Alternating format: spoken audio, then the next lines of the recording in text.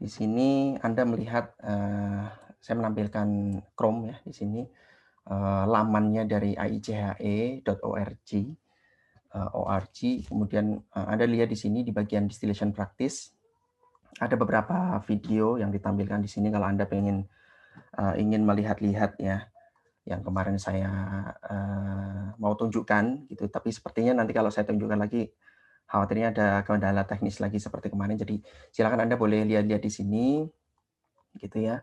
Nanti ada multi-stage distillation column demonstration, mid-cap till graph demonstration, kemudian ada yang kemarin ini bubble cap, trace, valve trace, sieve trace gitu ya. Seperti apa ilustrasinya gitu ya dengan animasi-animasi ini. Kemudian nanti ada yang akan kita bahas juga hari ini adalah ini ada whipping, kemudian ada satu lagi flooding dan entrainment. Nanti Anda bisa lihat videonya di sini. Di hari ini saya mungkin akan lebih fokus ke slide-nya saja. Oke. Kemarin kita sudah membahas sampai di jenis-jenis tray ya, kemudian perbandingan antar tray-nya gitu ya. Nah, kita kemarin sudah sampai di sini perbandingan antar tray, dan masing-masing punya kelebihan dan kekurangan. Tapi yang akan kita desain di sini nanti adalah yang sieve tray gitu ya. Selain juga lebih murah, informasinya juga banyak gitu. Artinya kalau kita mau mendesain itu nanti informasi mengenai cara mendesain dan sebagainya itu relatif banyak dan sudah umum gitu, banyak digunakan. Tidak seperti yang lain-lain mungkin karena ada desain khusus dan yang lainnya gitu ya. Kemudian juga lebih sederhana gitu ya, biayanya juga lebih murah. Jadi kita lanjut lagi mengenai perancangan tray. Jadi ketika kita merancang kolom, dalam hal ini nanti yang akan kita rancang adalah tray kolom gitu ya. Apa sih yang diharapkan gitu? Rancangan seperti apa sih yang diharapkan gitu? Yang pertama adalah tentunya kontak uap cair itu terjadi secara baik gitu ya. Jadi kemarin sudah sempat kita singgung bahwa kesetimbangannya itu harapannya adalah terjadi ketika di uap sama cairnya kita kontakkan gitu ya. Dan kontaknya itu baik sehingga tidak sampai kesetimbangan, tapi mendekati lah ya kesetimbangan. Kemudian yang kedua adalah liquid hold up yang cukup untuk memberikan transfer massa yang efisien. Jadi liquidnya itu ya tidak terlalu tidak terlalu singkat di situ, juga tidak terlalu kemudian tidak terlalu lama juga gitu ya. Tapi cukup agar transfer massa antara fasa uap, fasa cair terjadi dengan efisien. Kemudian yang berikutnya tentu saja kita mengharapkan nanti dari kolom kita punya luas area yang cukup, kemudian jarak antar tray yang cukup. Jadi luas area, jadi diameternya kan nanti ada area-areanya gitu. Nanti kita bahas di slide berikutnya. Yang cukup, kemudian juga jarak antar tray atau spacing yang cukup. Jangan sampai nanti terjadi entrainment maupun pressure drop yang berlebihan gitu ya. Kemudian yang berikutnya adalah area downcomer yang cukup untuk mengalirkan cairan dari plate ke plate. Jadi kita juga perlu area downcomer yang cukup sehingga nanti si liquid itu bisa mengalir dengan baik dari plate ke plate, dari tahap ke tahap. Nah, sekarang dalam mendesain tray kolom ini kita bisa menggunakan gambaran yang seperti ini ya. Jadi yang kita bicarakan nanti adalah mengenai liquid flow rate dan vapor flow rate. Jadi dua parameter ini yang kita jadikan patokan nantinya untuk memperkirakan nanti si operasi kita itu bagus atau tidak gitu ya. Intinya begitu. Jadi daerah operasinya itu nanti stabil atau tidak. Jadi di sini Anda lihat kurva sumbu X-nya adalah liquid flow rate, kemudian sumbu Y-nya di sini adalah vapor flow rate. Ya. laju alir liquid dan laju alir uapnya. Nah, di sini ada pembatasan seperti ini ya. Jadi ada batasan seperti kubah ini. Dari garis yang atas ini seperti ini. Nah, kalau paling atas sekali, ini di atas garis ini, itu nanti terjadi entrainment flooding. Gitu ya. Entrainment sama flooding. Jadi entrainment itu nanti cairan di dalam tray itu terbawa oleh aliran uap. Gitu ya. Cairan yang di dalam tray mestinya dia menggenang di situ, itu terbawa oleh uap sampai bahkan bisa sampai ke plate di atasnya, gitu ya. Sampai ke plate di atasnya. Nah, kemudian karena apa namanya uapnya itu cairannya itu terbawa aliran ke atas, itu maka di daerah situ terjadi banjir, ya, flooding, banjir itu ya. Yang mestinya tadinya harapannya itu kemarin kita belum sempat lihat gambar ini ya. Jadi kita balik lagi sebentar sedikit ke sini. Nah, ke sini ya. Jadi di daerah sini liquidnya itu banjir itu sampai ke atas. Ini kan sebenarnya kalau normal seperti ini ya. Dia dibendung agar liquidnya di sini tidak langsung bablas begitu. Tapi ada waktu dia tinggal di sini, kemudian nanti akan mengalir ke bawah. Tapi karena adanya uap nanti bisa cairannya itu naik ke atas semuanya itu. Sehingga daerah sini menjadi banjir. Gitu. Itu entrainment flooding. Gitu ya. Kemudian yang di sebelah sini adalah excessive entrainment gitu ya. Jadi uapnya aja yang terbawa ke atas sampai ke plate-plate berikutnya. Jadi tidak sampai airnya tuh menggenang. Bukan airnya. Cairannya menggenang, tidak sampai cairannya menggenang gitu. Tapi uap itu yang mengalir ke atas itu membawa cairan-cairan. Kemudian yang sebelah sini, yang sebelah kanan, ini adalah daerah di mana terjadi banjir, tetapi karena di bagian daun kamarnya. Oke, kita balik lagi ke gambar tadi. Ke gambar ini. Jadi di sini, ini kan ada daun kamar ya. Si liquid atau cairan turun ke bawah. Tetapi karena liquidnya penuh menggenang gitu ya. Jadi cairan di dalam daun kamar ini penuh gitu, sampai menggenang gini, sampai ke atas ini. Ya, ini banjir, mestinya dia bisa ngalir begini, tapi dia banjir ke atas ini, karena di sini menggenang gitu ya. Kemudian, sebentar kita balik lagi, maaf. Ada juga nanti daerah whipping, ya, di sini ya, yang di garis-garis putus ini whip point. Jadi di sini titik mulai terbentuknya whipping. Ada yang menetes-netes gitu dari lubang-lubang plate-nya tadi. Dari lubang-lubang plate-nya itu ada yang mulai menetes-netes, terjadi whipping. Kemudian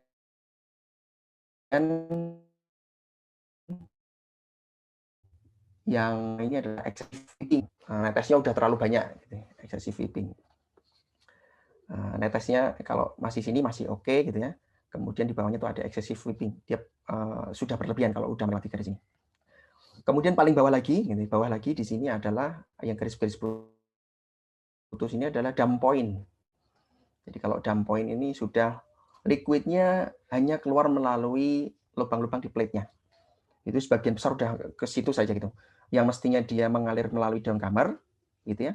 Tapi malah kebanyakan hampir seluruhnya malah lewat lubang-lubang yang ada di plate-nya. Tentunya ini juga kita tidak mau ya, tidak inginkan, karena berarti si liquid ini nanti yang pertama kontaknya dengan uapnya kurang bagus, kemudian yang kedua juga nanti kan mestinya liquid ini bertemu dengan uap dan dipisahkan di daun kamar gitu ya, di daun kamar pickup di situ nanti froth antara yang uap yang membentuk froth itu nanti uapnya akan terpisah kemudian ke bawah itu menjadi clear liquid gitu. Ya, tapi malah justru hanya melewati lubang-lubang saja. Jadi di sini sudah ada kubahnya, ya. Maunya kita, harapannya kita adalah nanti dioperasinya di yang diarsir ini. Jadi area yang stabil ini di daerah yang diarsir ini, gitu ya. Jadi liquid flow rate-nya jangan terlalu vapor flow rate-nya jangan terlalu rendah, atau vapor flow rate-nya jangan terlalu tinggi, gitu ya. Atau yang bisa di daerah, kalau di daerah sini berarti yang sudah berlebihan ya, dua-duanya tinggi, gitu ya. Atau yang di sini dua-duanya rendah. Yang ini liquidnya rendah tapi vapor flow rate-nya tinggi. Jadi harapannya di daerah yang seperti ini. Nah, bagaimana sih pengaruh L per V, gitu ya? Perbandingan antara laju air liquid dengan laju air vapor terhadap mekanisme flooding gitu ya, atau banjir tadi. Nah, bisa dilihat di gambar yang sebelah kanan, gitu ya. Bisa dilihat di gambar sebelah kanan.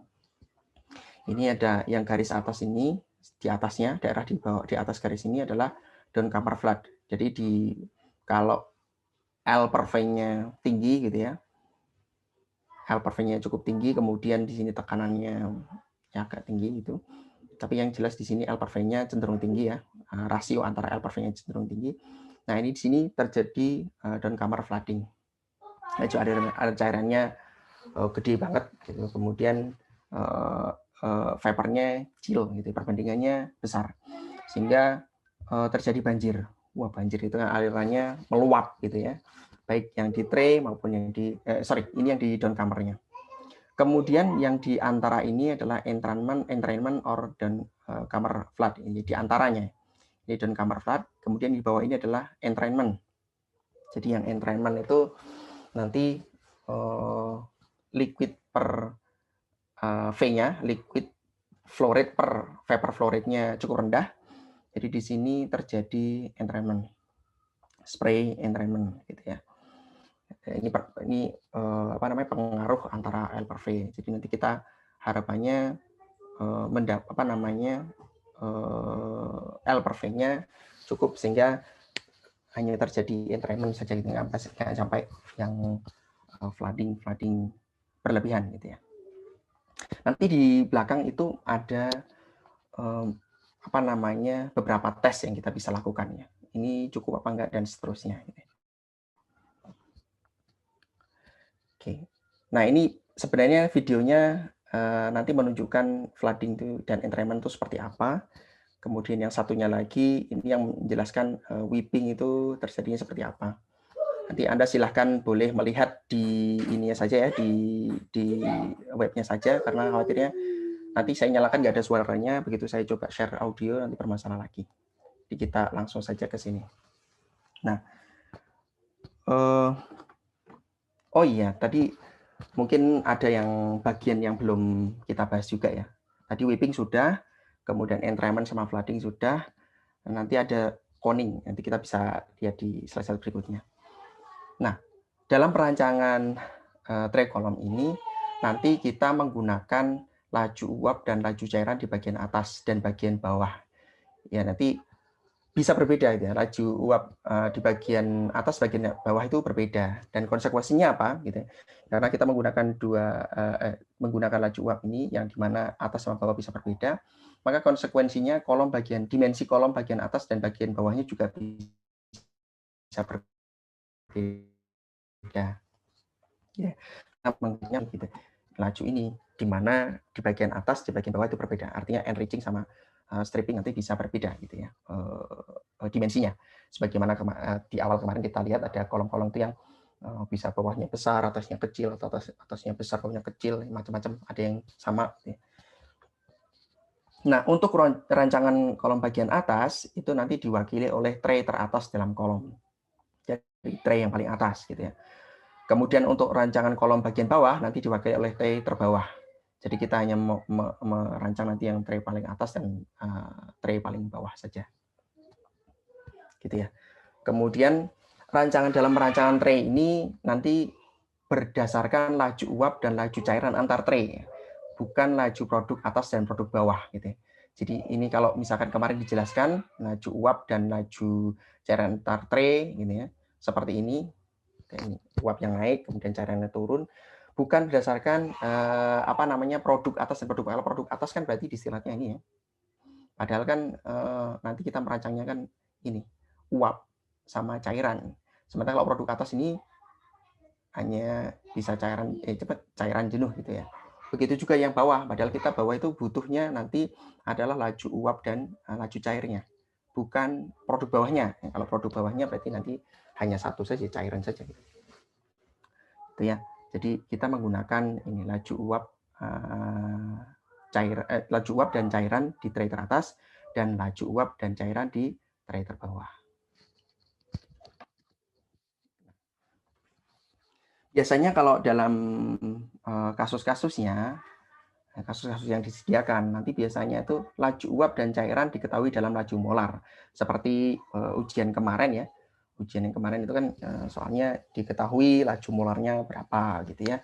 Tetapi dalam perancangan tray nanti, persamaan yang digunakan dan seterusnya, nanti menggunakan laju massa dan laju volumetrik.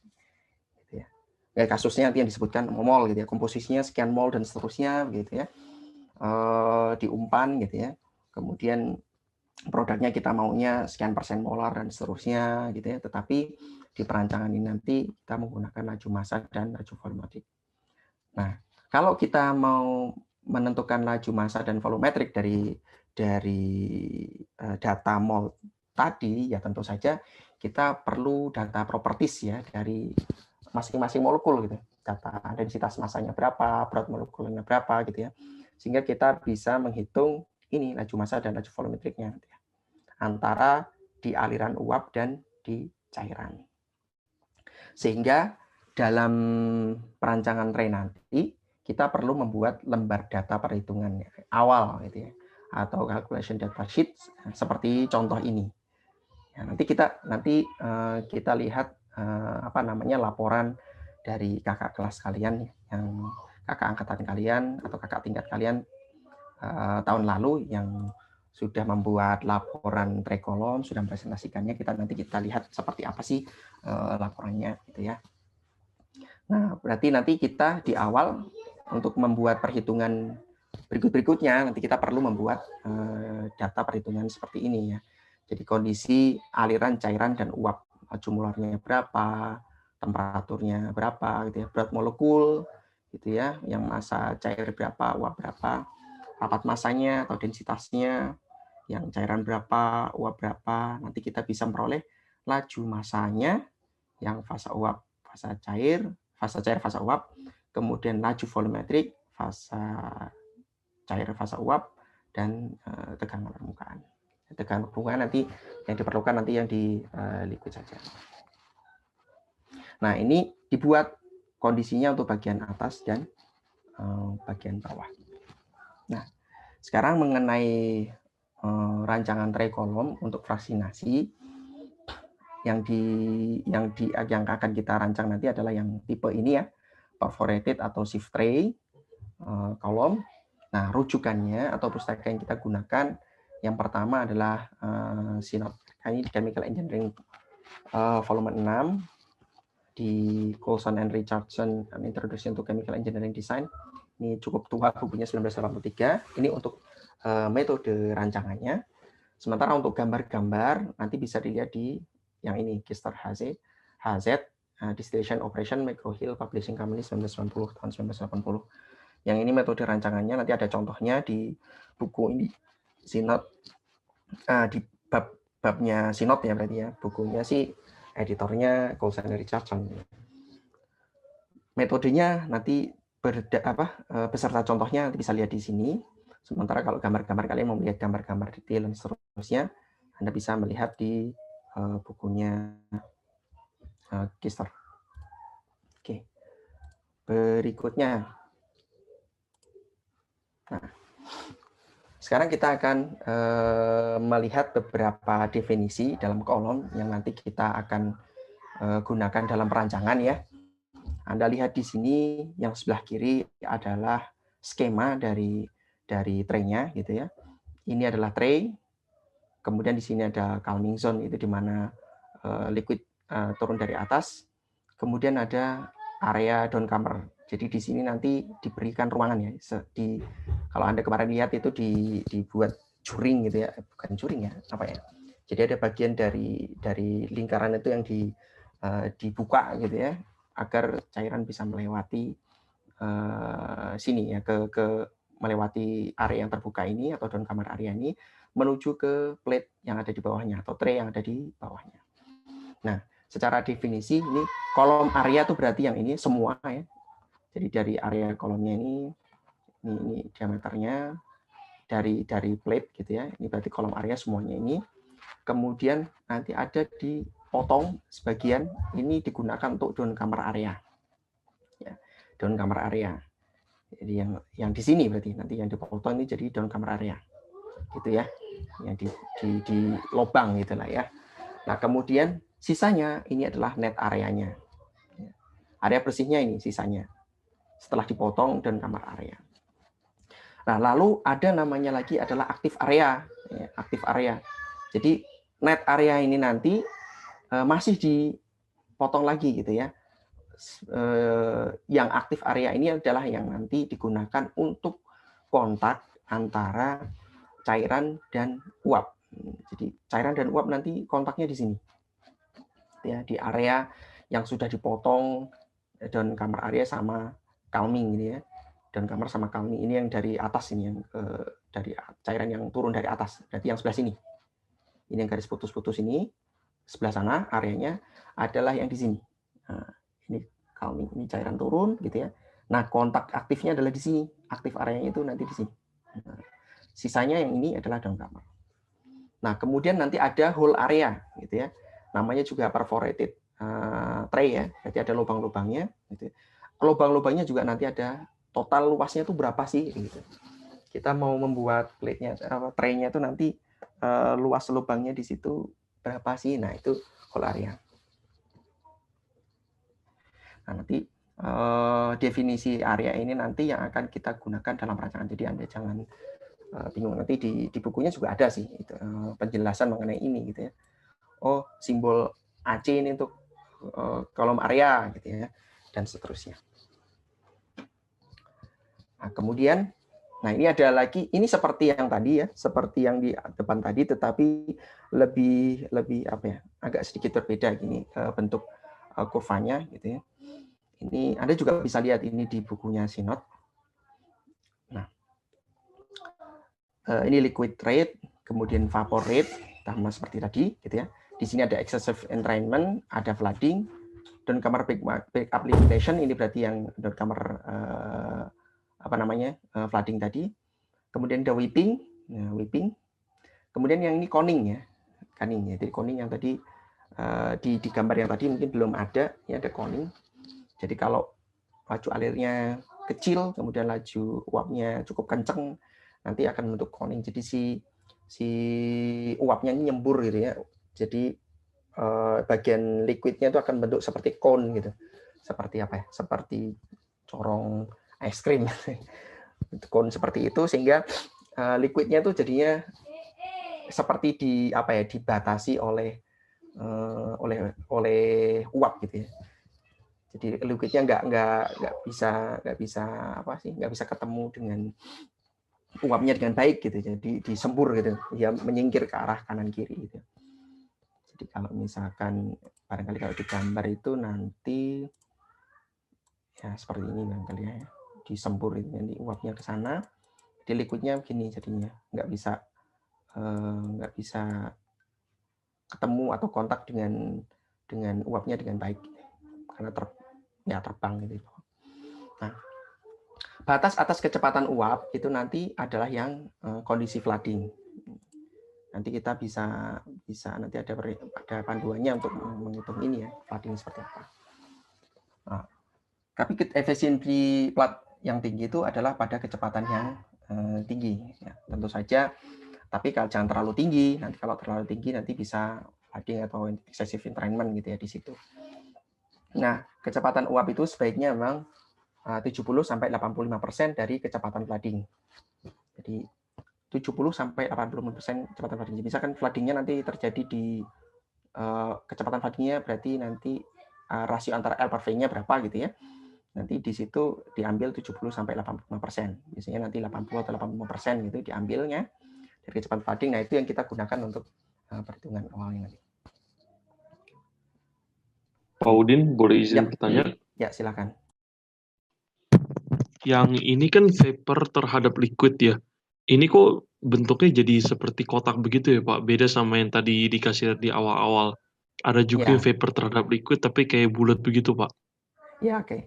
Ya, ini mungkin karena ya beda reference saja ya. Tapi intinya itu adalah jadi Anda tidak perlu terpaku apa ya?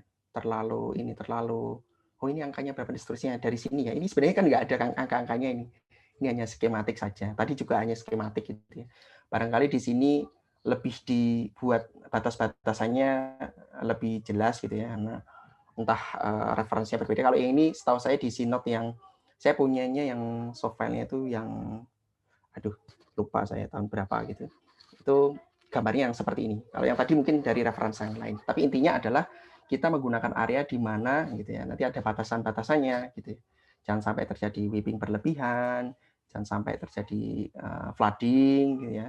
Kemudian jangan sampai coning, dan di sini mungkin nanti jangan sampai back down cover flooding juga gitu. Jadi nggak masalah sebenarnya. Yang penting di sini yang dimaksudkan adalah Anda mengerti bahwa nanti areanya adalah di sini gitu, area yang diharapkan gitu. Jangan sampai terjadi weeping berlebihan, flooding, dan seterusnya. Jadi nggak masalah, nggak apa-apa antara yang tadi dengan yang ini. Gitu ya sih ya. Oh, jadi sebenarnya itu sama ya Pak? Ya, sebenarnya sama. Jadi artinya Anda nanti bekerja di area yang tengah-tengah ini gitu. Itu ada batasan-batasannya. Tapi nanti perhitungannya nanti adalah perhitungannya. Ini penjelasan skematik saja. Skematik ya, kurva ini juga nggak ada angkanya kan. Nanti di kurva-kurva yang berikutnya nanti ada yang sudah begini dan seterusnya. Ini hanya penjelasan skematik untuk menggambarkan gitu. Area kita adalah nanti yang di sini gitu. Gitu ya sih ya. Oke, makasih Pak. Oke. Nah, berikutnya kan tadi dibilangnya adalah batasan paling atasnya kecepatan atas atau kecepatan uapnya adalah kondisi flooding gitu ya. Kondisi flooding, dan diharapkan kecepatan uapnya nanti sekitar yang baik 70-85% gitu, mungkin nanti 80-85% gitu ya dari kecepatan floodingnya. Nah, terus bagaimana kita memperkirakan gitu ya flooding velocity gitu ya. Nah, flooding velocity nanti ini adalah atas dasar net area ya. Jadi area yang net tadi ya, yang sudah dijelaskan di depan, net area. Jadi kecepatan flooding velocity-nya itu F itu sama dengan K1 kali rho ini densitas liquid, densitas vapor dibagi densitas vapornya. Nah, K1 ini diperoleh dari mana gitu ya? K1 ini diperoleh dari diagram FLV versus K1. Nanti ada diagramnya seperti ini, FLV versus K1. Nanti dari K1, nilai K1 ini nanti kita gunakan untuk menghitung ini ya, kecepatan flooding-nya. Gitu ya. Kan tadi Anda berarti dari kurva tadi berarti Anda perlu mencari nilai FLV-nya ini ya. Ya, FLV atau rasio antara liquid flow rate dengan vapor flow rate. Ingat di sini adalah LW, yang di bawahnya adalah VW. Artinya dalam massa gitu ya. Bukan molar lagi tapi massa. Nah, berarti ada data yang di depan tadi yang sudah Anda kumpulkan nanti digunakan untuk menghitung FLV. Dari FLV nanti kita bisa memperoleh nilai K1-nya berdasarkan plate spacing-nya. Ini ada pilihan plate spacing, nanti kita pilih plate spacing yang mana. Kemudian kita dapat K1. Dari K1 kita bisa menghitung flooding velocity. Dari flooding velocity, nanti kita bisa menghitung, berarti uap tekanan, laju alir uapnya, yang ini tadi ya, kecepatan uapnya adalah sekian persen dari kecepatan floodingnya. Nah, sekarang ingat di gambar ini ya, kurva yang kita gunakan untuk menentukan K1, K1 nanti kita gunakan untuk menghitung kecepatan flooding, itu ada syarat-syaratnya. Gitu ya. Yang pertama adalah hole size-nya kurang dari 6,5 mm. Jadi kalau apa namanya kurva tadi itu berlaku kalau hole size dari plate kita itu kurang dari 6,5 mm. Kemudian yang berikutnya, syarat berikutnya adalah tinggi weir kurang dari 15% of plate spacing. Nah, misalkan kita di awal sudah menentukan plate spacing, saya plate spacingnya sekian gitu ya. Kemudian tinggi wear-nya berarti harus kurang 15% kurang dari plate spacing-nya. Gitu kan. Plate spacing-nya berapa? Kita berarti tinggi wear-nya kurang dari itu. Kemudian sistemnya adalah non-foaming, jadi anggapannya non-foaming. Berikutnya, hole area dibagi aktif areanya adalah lebih besar dari 0,1. Artinya, hole area, lubang-lubangnya, jadi area yang lubang-lubang tadi, dibandingkan dengan aktif area, jadi yang ini ya, hole area itu berarti yang ini, lubang-lubang, totalnya, misalkan lubangnya berapa, bukan lubangnya berapa, misalkan luas hole area-nya ada berapa, kemudian dibandingkan dengan aktif area. Aktif area berarti yang ini. Itu lebih besar dari 0,1. Artinya 20% dari aktif area itu, lebih dari 10% dari aktif area itu berupa lubang-lubang. Ya, berarti 90% sisanya tidak berlubang. Kemudian yang yang berikutnya, liquid surface tension-nya itu adalah 0,02 Newton per meter. Nah, sekarang bagaimana kalau tidak seperti persyaratan ini begitu ya? Maka kita bisa melakukan koreksi K1 gitu. K1-nya dikoreksi.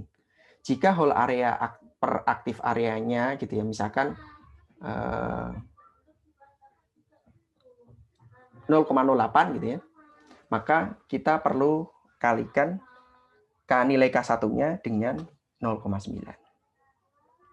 Kalau misalkan nilainya 0,06 gitu ya, hole area per aktif areanya adalah 0,06, jadi hanya 6% saja yang berlubang, yang jadi luasan lubang itu, maka nilai K1 yang kita peroleh harus dikalikan atau dikoreksi dengan 0,8. Nah, kemudian untuk liquid surface tension gitu ya, mungkin liquid surface tension-nya tidak pas seperti ini, maka kita bisa kalikan dengan ini. Liquid surface tension kita berapa? Dibagi 0,02 pangkat 0,2 gitu ya. Nilai K-nya berarti K1 dikalikan ini gitu ya. Untuk koreksi. Oke. Nah, ini yang tadi kita bicarakan. Jadi ya, yang pertama tadi adalah berarti kita perlu menentukan kecepatan flooding dari uapnya. Kecepatan flooding-nya berarti kita memerlukan nilai K1. Ya. K1 kita peroleh yang pertama dengan menghitung FLV-nya, flooding velocity. Ini adalah fraksi laju uap cairnya, gitu ya. Cair uap kebalik antara cairan dengan uapnya. Kemudian yang berikutnya data yang diperlukan adalah plate spacing. Jadi yang perlu Anda ingat di sini, ini plate spacing-nya sudah ada kurvanya ya. Jadi yang paling bawah adalah 0,15, yang paling atasnya adalah 0,25, 0,3, 0,45, 0,6 dan 0,9. Dan kalau Anda perhatikan di sini juga skalanya tidak sama persis, tidak linear gitu. Tidak sama persis begitu gitu. Dan tugas kita nanti dalam rancang kita menggunakan yang sudah ada. Artinya adanya plate spacing itu 0,6 ya sudah pakai 0,6. Adanya 0,45 ya gunakan yang 0,45 gitu. Sebagaimana kalau Anda mencari sepatu gitu ya. Sepatu adanya nomornya 41, 42 gitu ya, atau 39, 40 gitu. Wah, saya kok nggak cocok di 40 dan nggak cocok di 40 kekecilan, 41 kegedean, saya maunya 40,5, ya nggak ada ukurannya gitu ya. Jadi Anda menggunakan yang standar yang sudah ada. Ini juga kurvanya sudah disediakan, adanya itu seperti ini. Gitu. Kalau misalkan ya menggunakan cara menggunakan yang lain juga yang nggak ada kurvanya di sini gitu. Nah, kemudian untuk berarti ini tadi sudah ya memperkirakan tree spacing-nya gitu ya. Tree spacing-nya dipilih gitu, kemudian nanti ada juga estimasi diameter kolom. Ya, untuk diameter kolom gitu kan. Diameter kolomnya kita sudah menentukan untuk memperoleh diameter kolom berarti nanti kita perlu estimasi down kamar area gitu. Kan tadi yang diperlukan adalah aktif area ya. Yang diperlukan untuk menghitung tadi kan aktif area. Jadi antara whole area dibagi berbanding dengan aktif areanya gitu. Berarti kita harus memperkirakan dulu, mengestimasi dulu berapa sih down kamar areanya karena yang dibutuhkan adalah whole area per aktif area gitu. Nah, trial yang pertama kita bisa gunakan, kita bisa ambil yang pertama down kamar areanya kita gunakan 12% gitu ya. 12% dari kolom area. Jadi ini kolom area. Kemudian kita estimasi untuk trial yang pertama adalah menggunakan 12%. Jadi aktif down kamar areanya adalah 20% dari kolom area. Nah, kemudian trial yang berikutnya kita menggunakan whole area per aktif areanya adalah 0,1. Jadi ini trial pertama ya. Karena ini tadi kan butuh itu ya, butuh whole area per aktif area gitu ya. Kemudian butuh karena butuh aktif area berarti juga kita butuh net area juga kita butuh down kamar areanya berapa. Jadi kita di awal trial dulu. Untuk down kamar 12%, untuk rasio antara whole area dan aktif area kita gunakan 0,1 atau 10%. Gitu. Nah, kemudian yang tahap berikutnya ini adalah mengenai pola aliran cairan dalam tray. Pola aliran cair dalam tray, pola aliran cairan ya dalam tray. Kemarin kita bahas ada yang multiple pass, ada yang single pass, kemudian ada yang reverse flow gitu ya. Nah, ini pola areanya memang tentu saja dipengaruhi oleh laju alir cairan gitu ya, laju alir cairan dan diameter tray. Kemarin sempat kita singgung gitu ya. Kalau yang reverse flow biasanya untuk yang aliran kecil gitu ya, like liquid flow rate-nya kecil. Kemudian untuk yang yang multi pass gitu atau yang double pass kemarin contohnya itu biasanya untuk yang liquid flow rate-nya gede, diameternya juga gede gitu ya. Ini kan ke atas ini kan berarti liquid flow rate ya, liquid flow rate-nya gede ke arah atas, kemudian yang ke arah kanan ini berarti diameter kolomnya gede. Di sini bisa Anda lihat double pass ini dia areanya di situ, kemudian yang reverse flow ini yang paling bawah. Nah, biasanya nanti kita beroperasinya harapannya sih di sini gitu ya, di bagian yang single pass gitu ya. Jadi biasanya ini yang standar yang tersedia itu yang cross flow atau cross flow single pass ini ya, yang tersedia, yang banyak tersedia standarnya itu nanti yang di sini gitu. Harapannya kita juga bisa dapat diameter kolom dan liquid flow rate sehingga kita bekerja di daerah ini. Nah, dari hasil estimasi tadi diameter kolom dan seterusnya, kita dapat diameter kolom dan harapannya bahkan kita mengevaluasi atau mengestimasi bagian bawah dan bagian atas ya. Harapannya sebisa mungkin nanti diameter atas dan bawah itu sama gitu. Ya, gitu. Disamakan gitu harapannya gitu. Sama dan dalam perhitungan nanti kita di awal itu kita samakan gitu. Diameter kolom atas dan diameter kolom bawah gitu ya. Dari hasil perhitungan tadi kolom atas berapa, kolom bawah berapa gitu ya. Dari hasil perkiraan menggunakan laju alir liquid di atas dan laju alir vapor di atas, laju alir liquid di bawah dan laju alir vapor di bawah. Dari situ nanti kita dapat diameternya kolomnya, yang atas berapa, yang bawah berapa gitu. Harapannya nanti kita bisa memperoleh diameter kolom yang sama dan biasanya itu lebih disukai dalam fabrikasinya gitu ya. Enak kan diameternya sama dari atas ke bawah gitu ya. Tetapi kalau misalkan ternyata sudah dicoba gitu ya, ini udah disamakan diameter kolom atas bawah, kemudian setelah dicoba-coba gitu ya, dibuktikan dan seterusnya, nanti ada tahap-tahap bukti tahap-tahap tesnya gitu ya, tahap ujinya gitu. Apakah lolos uji atau tidak gitu. Ternyata setelah diuji berkali-kali nggak bisa itu, memang harus berbeda gitu antara atas bawah. Ya sudah, berarti nanti kolom Anda yang didesain itu punya diameter bawah dan diameter atas yang berbeda gitu. Tapi sebisa mungkin nanti kita samakan diameter kolom atas dan kolom bawahnya. Nah, nanti begitu sudah dapat diameter kolom ini, nanti kita bandingkan dengan yang standar yang ada di pasar gitu ya, yang ada di pasaran gitu. Berapa sih diameter pipa gede gitu yang ada itu? Oh, dia misalkan dari hasil hitungan kita dapatnya berapa gitu. Kemudian yang mendekati yang ada di pasar diameter kolomnya itu adalah sekian dengan ketebalan sekian dan seterusnya gitu. Balik lagi, dalam kita merancang ini kita harus melihat standar yang ada gitu ya. Kita tidak bisa ya, kalau boleh nggak Pak kita buat yang khusus, ya boleh, tapi nanti jadinya mahal. Jadi seperti kalau Anda bikin baju gitu yang tailor made gitu, yang khusus ngepas dengan badan Anda, itu biasanya memang beda gitu ya, biayanya dengan kalau sudah yang menggunakan ukuran-ukuran standar gitu ya, produksinya sudah massal dan seterusnya gitu ya, itu biasanya lebih murah. Tapi kalau tailor made gitu yang khusus gitu, desain khusus, biasanya lebih mahal.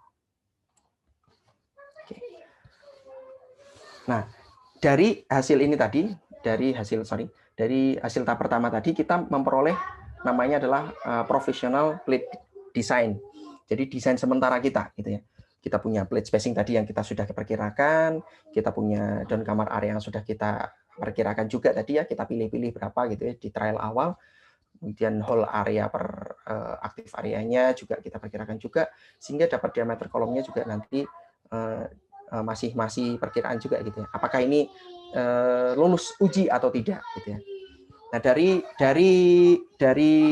apa namanya desain-desain yang kita peroleh tadi, yang desain sementara, yang provisional desain tadi, maka kita perlu tes ya. Perlu diuji gitu ya. Perlu diperiksa gitu ya.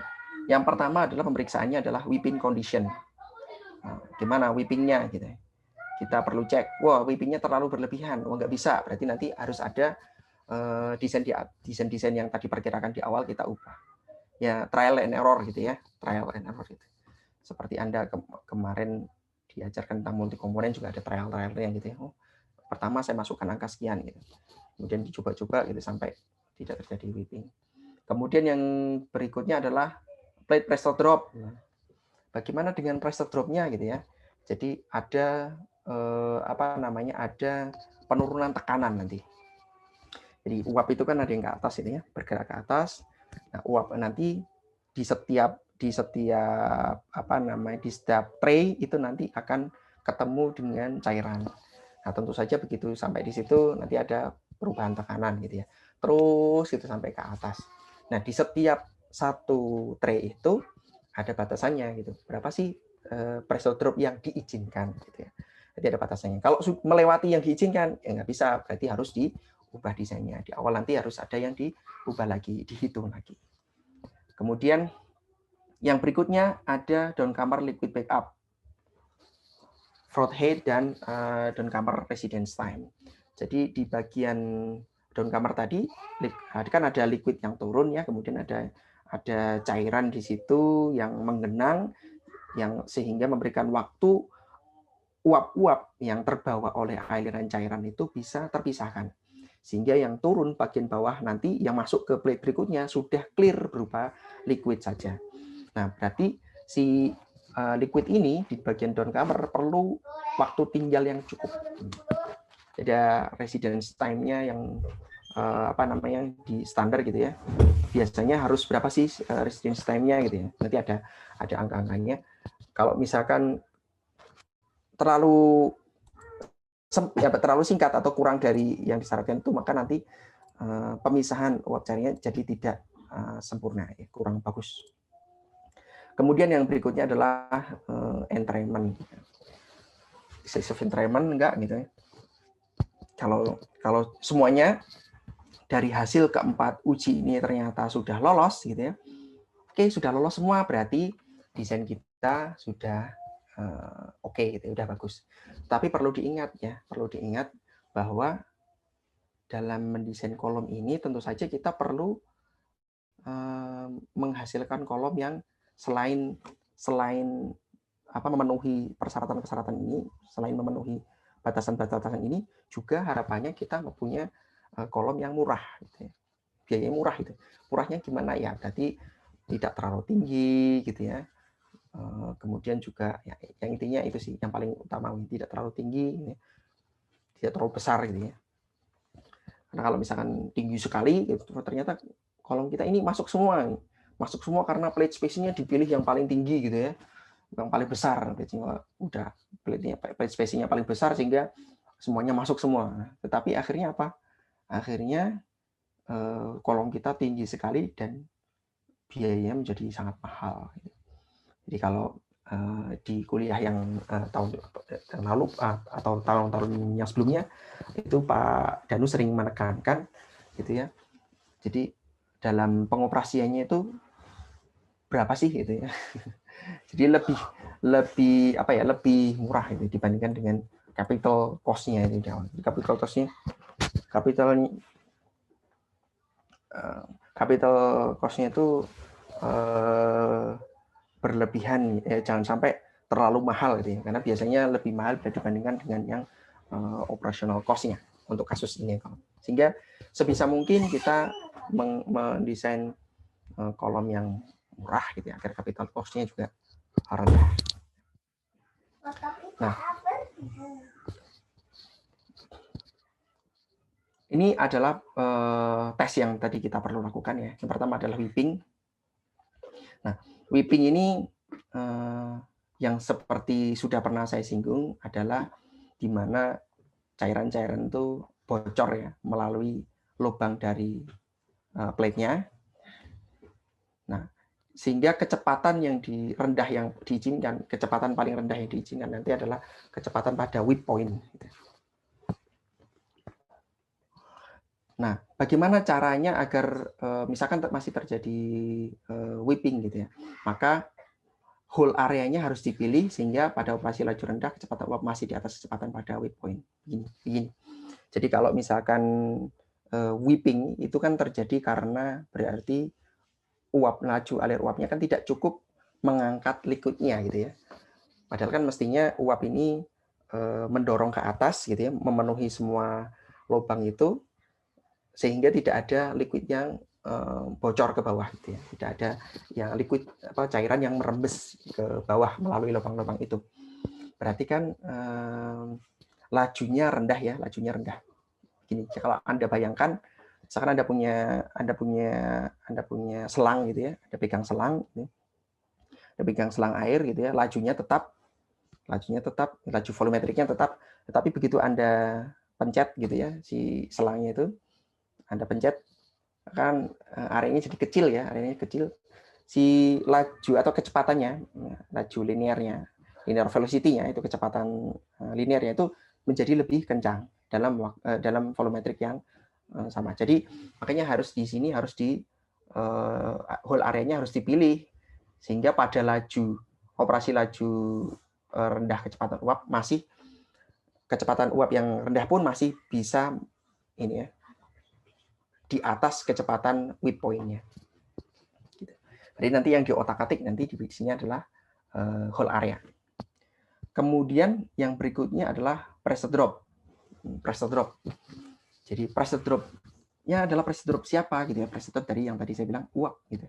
Uap kan naik ke atas gitu ya, punya tekanan. Begitu ketemu dengan cairan, nanti tekanannya akan berkurang. Gitu kan? Akan berkurang. Nah, di setiap tray ini pressure drop yang diizinkan adalah sampai dengan 150 mm liquid gitu ya. Jadi setinggi 150 mm liquid pressure dropnya. Kalau lebih dari itu berarti tidak masuk ya. Berarti desain Anda harus dievaluasi, harus diganti lagi gitu ya. Harus diubah, entah nanti yang diubah yang mananya itu ya. Dan maksimal pressure drop dari total, jadi kesemuanya dari kondisi operasi itu nanti maksimumnya adalah 10% dari tekanan operasi. Nah, pressure drop-nya itu, total pressure drop-nya itu di mana saja sih gitu ya.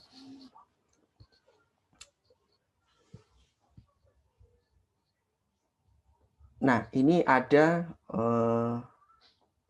beberapa parameter ya, bisa kita gunakan untuk menghitung pressure drop dari dari uapnya itu ya. Totalnya itu ada di mana saja sih gitu ya. Ada di bagian tray-nya sendiri ya. Tray-nya sendiri itu punya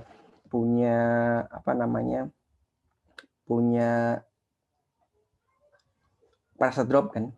Tanpa dikasih liquid juga nanti akan terjadi pressure. Jadi gasnya itu begitu melewati tray, walaupun tanpa cairan gitu ya, walaupun tanpa cairan di atasnya, itu sudah terjadi pressure drop gitu. Jadi ini yang tray. Kemudian yang kedua, sebentar.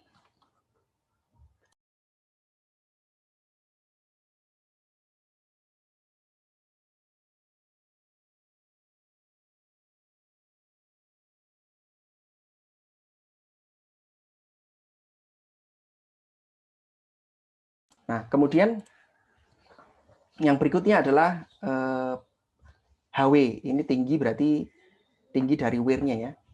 Jadi ada tinggi apa sih namanya? Ini kan wear, di sini kan ada wear, ada bendungan. Bendungan ini kan ada liquidnya ya. Nah, ini juga setinggi liquid yang ada di wear ini juga akan memberikan pressure drop gitu ya. Kemudian yang kedua adalah HOW, tinggi dari overwear-nya gitu ya. Jadi di sini ada wear, ada bendungan, kemudian di sini masih ada liquid ya, di puncak. Ini mungkin gambarnya yang bagus itu, sebentar ya. Yang ini kali ya. Jadi ini wear, bendungan, tinggi ini kan ada liquid ya, setinggi wear ini. Nah, ini akan memberikan pressure drop. Kemudian yang berikutnya HOW di sini, overwear ya, di atas dari bendungan ini. Nanti juga ada ketinggian dari liquid ya. Nah, ini juga akan memberikan pressure drop sendiri. Kemudian yang berikutnya adalah yang residual R. Nanti hitungannya seperti apa itu ada di di bukunya Sinat ya.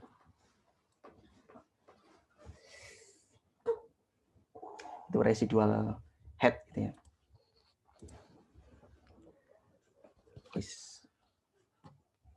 Mudah-mudahan nggak error. Oke, berikutnya mengenai downcomer liquid backup. Jadi di bagian liquid backup ini kita juga perlu analisis ya.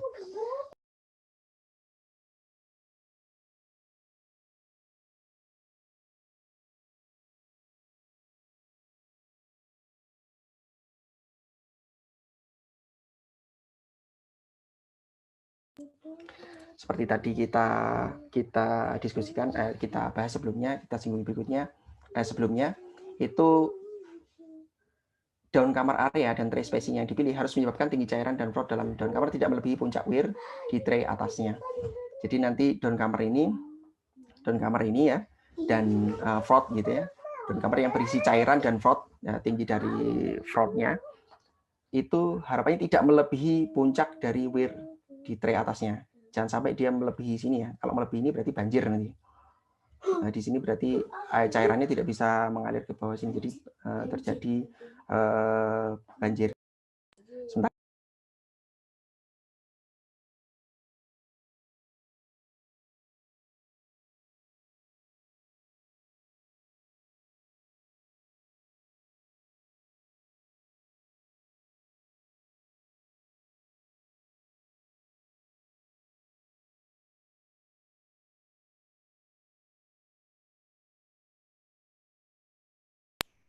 Pak Wawan boleh nanya gak?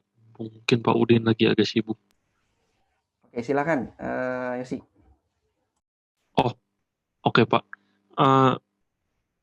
Ini pressure drop ini berarti patokannya itu di aliran cairannya ya Pak? penurunan tekanan karena aliran cairan gitu ya, Pak? Bukan, penurunan tekanan uap. Jadi tekanan uap karena menembus cairan ini tadi. Gitu ya. Josi, halo? Halo, iya Pak. Nah, jadi uapnya menembus cairan di sini. Ya, ketemu dengan cairan ini dan plate-nya sendiri ya, itu akan menyebabkan terjadinya pressure drop. Ya, ini totalnya pressure drop ini di sini uap ketika menembus ini tadi. Yang pertama, walaupun ini sudah nggak ada cairannya ya, ini uap itu menembus apa namanya plate-nya ini atau tray-nya ini, dia akan terjadi pengurangan tekanan, akan terjadi pressure drop. Gitu kan, karena dia ya penyempitan lah ya kan, tadinya di sini kan kosong nih uapnya kan, di sini ruang kosong kan, uap begitu masuk ke sini ada lubang-lubang khusus gitu ya, lubang-lubang kecil, dia hanya bisa lewat situ gitu kan, artinya makin berdesak-desakannya pressure drop. Nah, itu yang pertama oleh dry plate. Kemudian yang kedua adalah ini karena ada cairannya tadi setinggi ini, cairan setinggi ini nanti akan memberikan pressure drop, ditambah cairan lagi setinggi ini, setinggi HOW ini, yang HOW itu di sini nanti kecil ini di atas. Jadi kalau ini liquid begitu ya, ini weir bendungannya berisi cairan, di atasnya juga masih ada tinggi sedikit ya cairannya. Ini akan memberikan pressure drop kepada uapnya. Dan yang terakhir ada residual. Residual ini ada persamaannya nanti. Residual itu nanti kalau di bukunya ini saya edisi berapa ya? Edisi keempat. Sorry.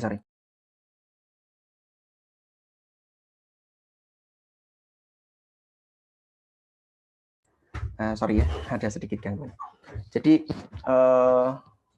ini ada persamaannya untuk yang residual ini. Jadi Anda bisa lihat kalau di saya Coulson Richardson yang volume 6 edisi keempat itu di persamaan 11.89. Di situ ada rumus yang digunakan untuk menghitung HR-nya atau residual head-nya yang ditentukan oleh densitas dari cairan. Jadi 12,5 kali pangkat 3 dibagi densitas dari cairannya. Begitu ya sih, jadi bukan cairan ya, uap. Uap ketika menembus itu tray ini dia mengalami penurunan tekanan. Gitu ya. Oh, ada pertanyaan tadi. Oke, makasih Pak. Oke.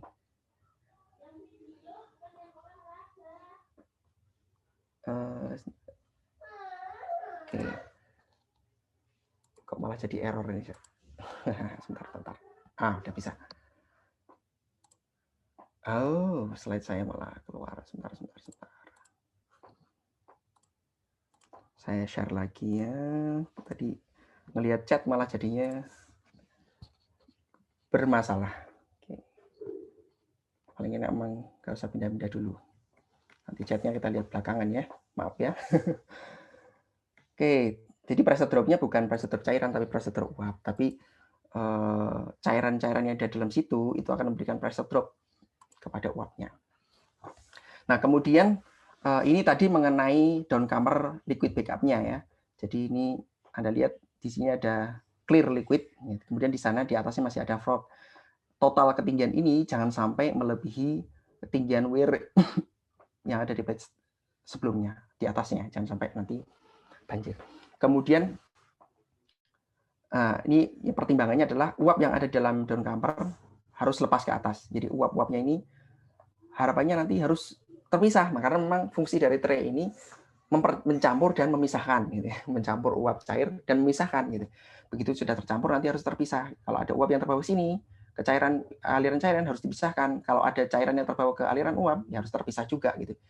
Kalau yang di atas ini fungsinya plate, yang bawah nanti fungsinya ini downcomer kita nanti. Nah,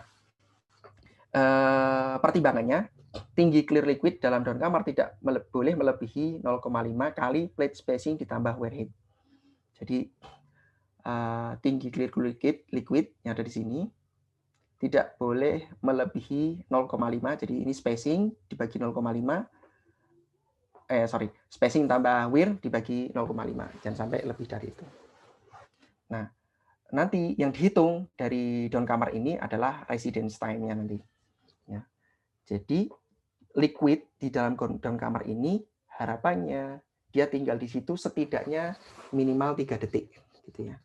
Kalau kurang dari 3 detik, pemisahan antara ini tadi uap dengan cairannya itu tidak sempurna. Jadi yang ke bawah itu masih ada uap yang terbawa. Padahal harapannya kan uap tetap naik ke atas ya. Kalau ke bawah nanti ya berarti efisiensi dari pemisahnya kurang bagus. Nah, kemudian untuk entrainment, ya, tadi sudah, whipping sudah, kemudian press drop sudah, kemudian entrainment. Jadi untuk entrainment-nya nanti maksimum adalah 10%. Hitungnya seperti apa? Ya, nanti ada hitungannya. Jadi kalau Anda tidak memenuhi ini, berarti harus yang angka-angka di awal tadi harus diulang, ya, diganti ya, di trial lagi gitu ya.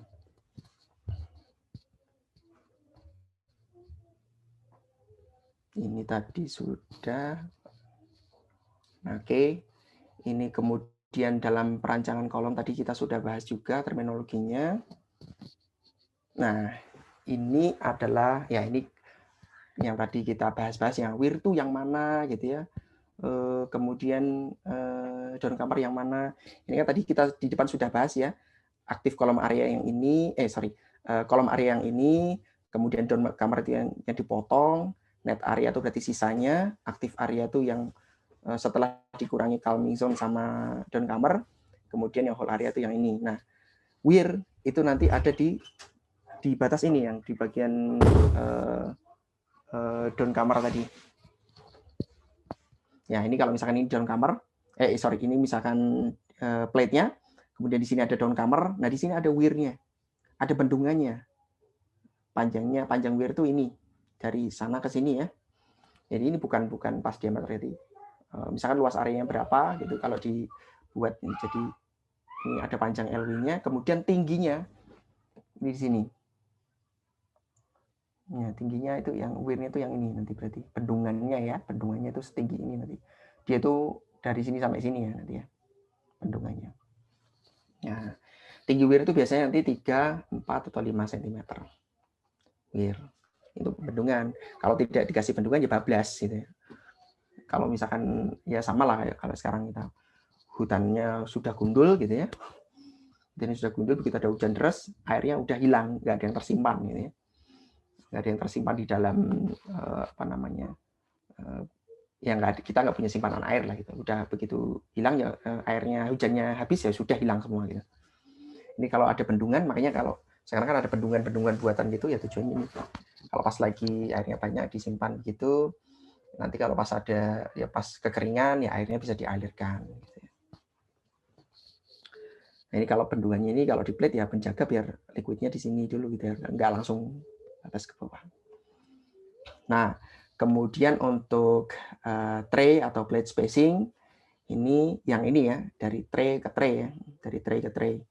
Ini tray atas, ini tray bawahnya.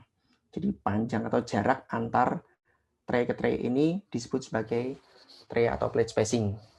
Nah, ini ada standarnya. Ya, standarnya tray atau plate spacing ini adalah 0,5, 0,25, 0,3, 0,45, 0,6, dan 0,9. Nah, ini seperti yang di kurva tadi ya, di kurva sini, yang ini tadi. 0,15, 25, 30, 45, 60, 99. Ini jangan pakai angka-angka yang aneh lagi ya, nggak ada di sini. Harus menggunakan angka yang ada di sini. Sepatu saya 40,5 Pak, nggak ada, adanya 41 atau 40. Gitu. Ya sudah pilih yang mana. Gitu. Seperti itu dalam kita merancang ini. Nah, kemudian tinggi cairan di tray dan downcomer. Gitu. Nah, tinggi cairan di tray itu nanti yang ini, yang HW, HW itu berarti yang ini ya. Ini weir itu liquid yang ada di yang setinggi weir itu, setinggi bendungannya. Kemudian HOW, HOW itu berarti cairan yang di atas bendungan. Jadi nanti ada cairan yang lebih di atas bendungan. Ya kalau pas sebendungan ya air cairannya nggak ngalir gitu kan, makanya harus lebih tinggi dikit lah ya. Lebih tinggi dikit nanti akan kalau nggak lebih tinggi dikit ya nggak bisa ngalir ke sini, terbendung gitu. Jadi lebih tinggi namanya HOW. Ini LT tadi ya, spacing antar tray. Kemudian ada HB, ini yang liquid backup tadi ya. Ini jarak liquid backup-nya bagian downcomer. Lagi liquidnya ini dia dari yang clear tadi sampai ke bagian tray. Kemudian ada namanya, ini adalah apron. Gitu ya. Dari bawah ke sini, ini ada apron. Ada apron, bukan apron buat itu ya, bukan apron buat masak ya. Apron. Jadi ini jaraknya, kita ngitung jarak apronnya bukan dari sini ke sini, tapi dari bawah, dari tray ini ke atasnya. Ketemu apron ini. Ini jaraknya itu yang ini. Jadi bukan jarak yang ininya ya, bukan jarak dari tray ke bawah, tapi dari tray atas ini ketemu batas yang ke bawah ini. Nah, ini apron, jarak apronnya, HAP. Ya, berikutnya, sekarang kita tadi sudah mempelajari dasar-dasarnya ya, seperti apa sih, kenapa kita dalam merancang ini apa saja yang perlu kita perhatikan, begitu ya, apa itu whipping dan seterusnya, gitu ya. Kemudian tahap-tahap perancangannya seperti apa, gitu ya. Dan nanti begitu sudah dapat professional design, kita sudah dapat desain sementara, nanti harus kita cek lagi, gitu ya, dan ceknya apa saja, atau tesnya atau ujinya itu apa saja. Nah, sekarang ini adalah algoritmanya. Anda bisa lihat nanti di bukunya Sinot ini juga, di chapter yang ditulis oleh Sinot. Bahkan ada contohnya, kalau di edisi keempat tuh dia contohnya di 11.11. Tapi kalau kalian punya yang versi yang lain ya silakan, mungkin agak berbeda. Ini di bab 11 ya. Jadi algoritmanya seperti apa? Ini ada urutannya. Yang pertama, kita harus menghitung laju fraksi laju cair dan uap ya. Laju, ya betul, cairan dan uap FLV. Jadi dengan menggunakan persamaan yang tadi sudah di depan dijelaskan.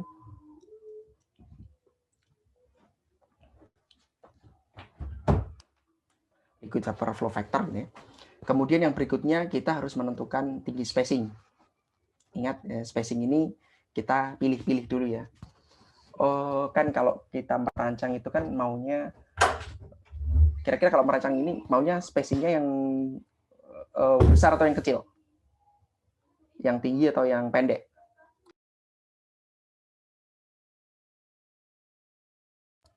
Halo? Bisa mendengar suara saya?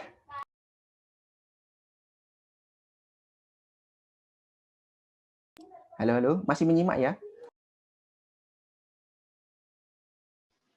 Yang pendek, Pak. Ya, yang pendek ya. Maunya kita kan semurah mungkin, jadi kita coba dulu dari yang pendek. Jangan kebalik ya, biasanya tuh biar pemisahan uap cairnya oke, treatment dan seterusnya, kemudian liquid backup-nya sudah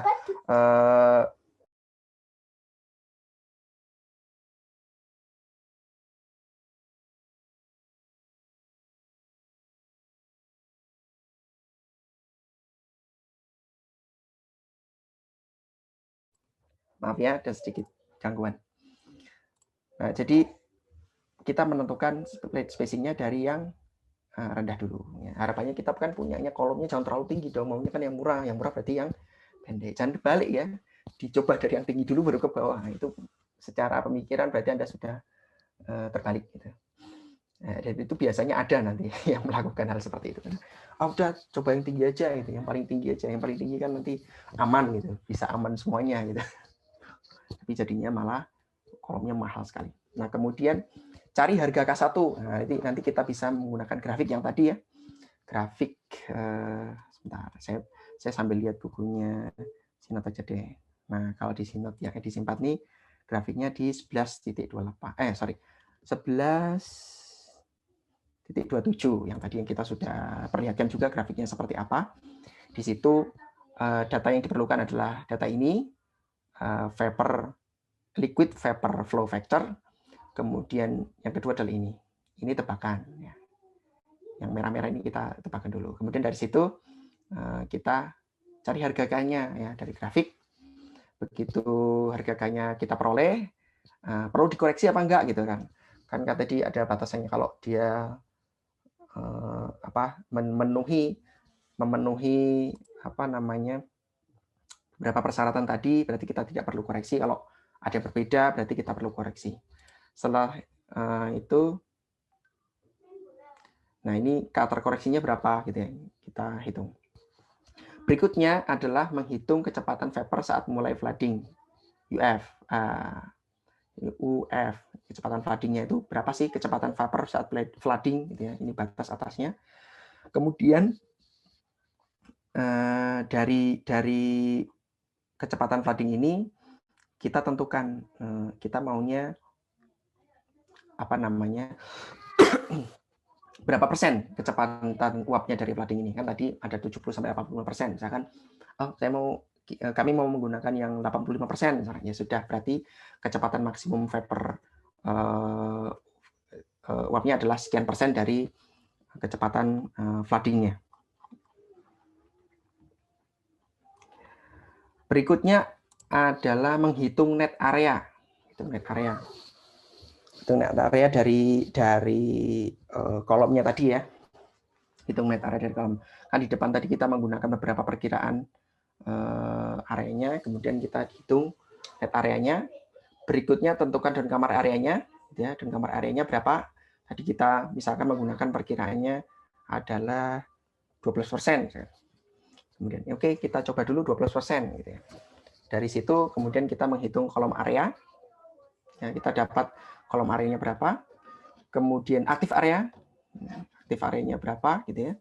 Berapa persen tadi kan sisanya kan setelah dikurangi down kamar area, dikurangi down kamar area berarti kan sisanya yang lain lagi itu digunakan untuk calming kan berarti. Nah, berarti itu sisa dari kedua ini adalah aktif areanya. Kemudian whole areanya, AH per AA-nya berapa? Kita tentukan juga trial dulu di awal.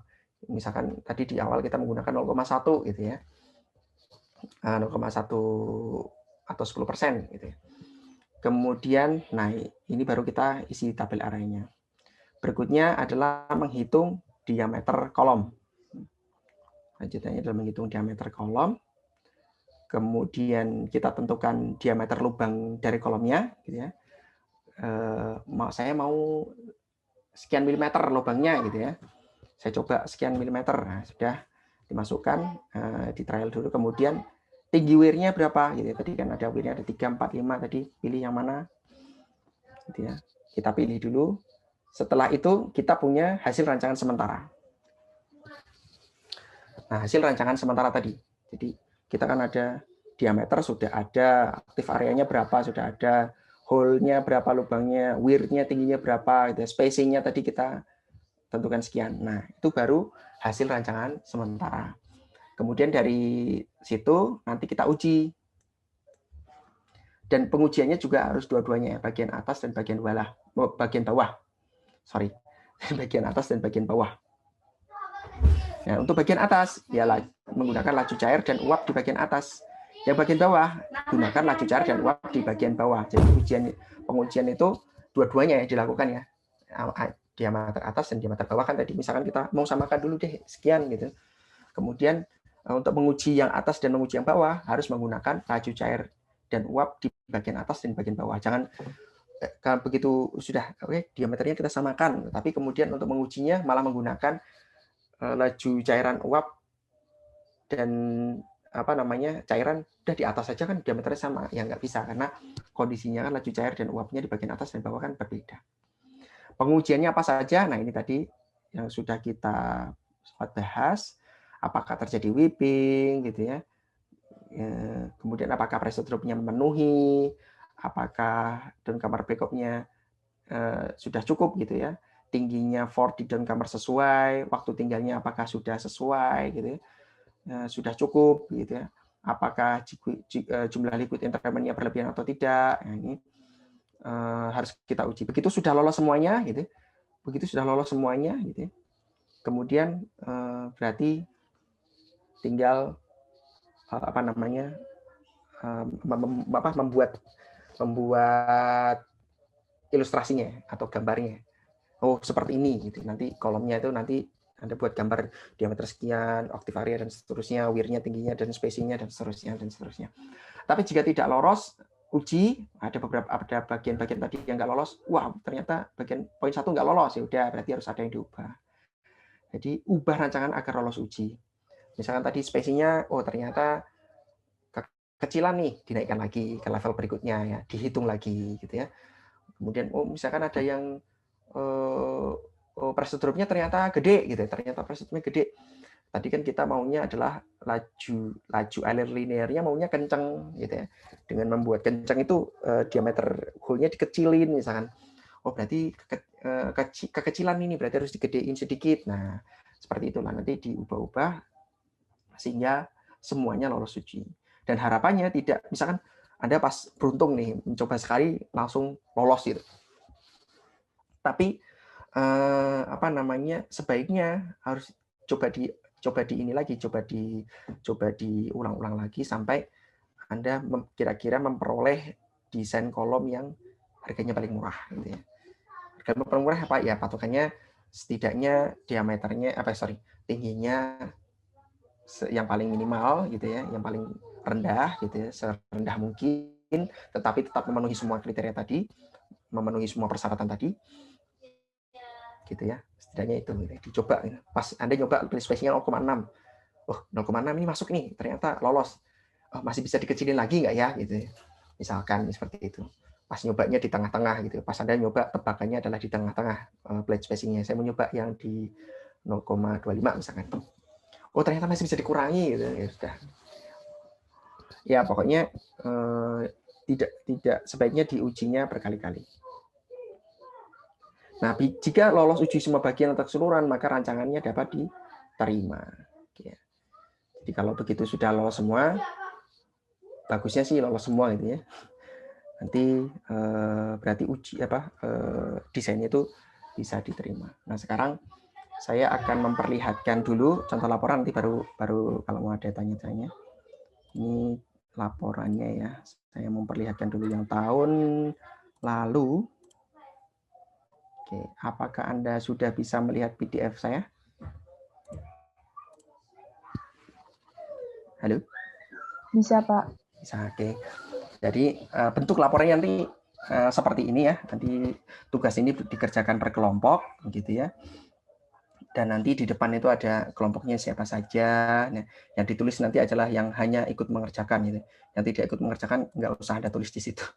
Kemudian jadwalnya kapan, gitu. Nanti laporan ini ada tenggat waktunya, gitu ya, kapan harus dikumpulkan. Dan nanti ada sesi di mana kalian nanti presentasi, kemudian Bapak Ibu dosen nanti akan memberikan pertanyaan gitu ya, pertanyaan gitu, diskusi. Gitu.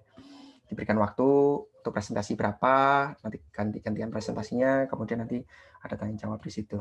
Jadi untuk menjelaskan atau mempresentasikan hasil dari rancangan kalian. Ini ada ketentuan tugasnya gitu ya. Nah, dari hasil rancangan itu tadi, rancangan tray kolom, tentu saja kalau misalkan kita punya rancangan atau desain, itu hasilnya adalah specification sheet ini. Ya. Kolom tray data sheet ini ya. Hasilnya kan ini maunya kita. Gitu ya. Jadi dalam specification sheet ini nanti kita bisa membayangkan, begitu Anda sudah selesai merancang ya, hasil rancangannya Anda buat seperti ini, sehingga yang meminta untuk merancang itu begitu baca, oh berarti nanti kolomnya seperti ini ya, gitu. Bisa langsung dapat gambaran bahwa kolom tray yang nanti dirancang tingginya sekian, diameternya sekian, jumlah tray-nya sekian, spacing antar tray-nya sekian, kemudian di dalam tuh nanti hole-nya lubangnya seperti apa, konfigurasinya apakah triangular ataukah yang bentuknya segi 4 gitu atau segitiga atau macam-macam lah gitu ya. Jadi ada hole area-nya, nanti juga ada konfigurasinya ya. Seperti apa gitu ya. Kemudian lajunya seberapa dan seterusnya. Jadi harapannya di specification sheet ini nanti Anda bisa menyampaikan gitu ya, secara hasil rancangannya gitu ya, sehingga yang membaca itu bisa bayangkan begini loh kolomnya gitu ya. Kolomnya itu nanti seperti ini gitu ya. Bahkan ini nanti ada tutupnya seperti apa gitu ya. di dalam tuh wear-nya tingginya berapa, Frontend-nya dan seterusnya. Jadi cukup lengkap, tapi hanya dalam satu halaman ini saja. Kemudian jangan lupa nanti di sini adalah menjelaskan di bagian bab 2-nya nanti akan menjelaskan tahap-tahap Anda merancang tuh seperti apa gitu ya. Misalkan nanti penentuan komponen kunci gitu ya, kemudian fraksi-fraksinya seperti apa gitu ya. Nanti Anda menghitung temperatur operasinya gitu ya. Nanti biasanya dijelaskan tekanannya berapa gitu ya. Kemudian yang Anda gunakan kurva untuk menghitung nilai K besar yang kemarin sudah dijelaskan oleh Pak Danu secara detail. Nomogram ini kan digunakan untuk menghitung itu ya, nilai K-nya itu ya, timbangan uap cairnya pada temperatur sekian, tekanan sekian gitu ya, nanti nilai K-nya sekian gitu ya. Nanti sehingga dapat temperatur sama K value untuk masing-masing komponen seperti ini. Kemudian menentukan T bubble sama T-nya. Nah, kemudian setelah itu masuk ke metode pintas ya. Kita juga di sini mencoba untuk menggunakan metode pintas juga, menggunakan metode yang kemarin sudah dijelaskan oleh Pak Danu, ada Venske gitu ya, untuk menentukan jumlah tahap minimum gitu ya. Kemudian ada Underwood gitu ya, yang digunakan untuk menentukan reflux rasio minimum. Kemudian nanti ada Gilliland dan Gilliland ini ya, untuk menentukan tahap ideal dan jumlah tahap error-nya seperti apa gitu ya. Dari nilai reflux minimum sama tahap minimum nanti kita bisa memperoleh nilai jumlah tahap teoritis atau tahap idealnya atau tahap kesetimbangannya itu berapa gitu ya. Tentu saja R-nya juga kita tentukan ya, nanti di depan kan begitu sudah dapat RM, nanti Anda menghitung R-nya. R-nya sekian persen dari RM-nya. Gitu ya. Kemudian adalah Kitbride. Kemarin ini untuk memperkirakan jumlah tahap atas sama bawah itu berapa, sehingga berarti nanti umpannya kira-kira masuk di posisi yang mana. Kemudian menggunakan metode eksak. Jadi metode eksak nanti lebih bisa menghitungnya secara lebih teliti ya, antara per tahap gitu ya. Ya, data-datanya seperti ini cukup banyak perhitungannya kalau Anda perhatikan. Tapi yang kurang bagus dari laporan ini ya, banyakkan kolom-kolom penjelasannya sedikit ya. Penjelasannya dikit ya. Gambar kolom ini penjelasannya poin-poin sedikit begini. Ya. Ini data-data atas bawah, komposisi atas bawah cukup banyak ya. Dan dari situ nanti dapat profil temperatur. Nah, itu profil temperaturnya sekian seperti ini gitu ya di dalam kolomnya. Kemudian ini komposisinya gitu ya. Profil komposisi pada top kondilasi gitu ya. Yang fraksi mol cairnya seperti apa, fraksi mol uapnya seperti apa gitu ya.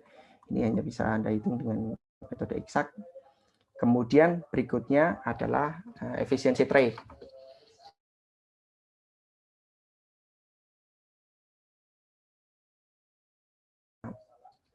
Nilai jumlah efisiensi tray-nya dengan yang